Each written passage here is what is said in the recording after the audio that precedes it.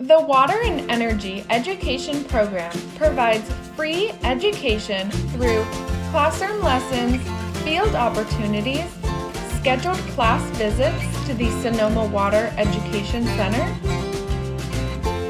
school supplies, contests, and much more.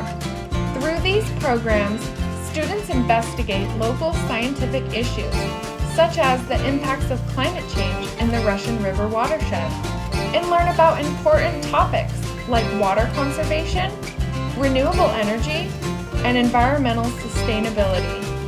Our lessons are interactive and hands-on. We provide stewardship opportunities and encourage students to make a difference in their community. Our programs are always free and aligned with next-generation science standards.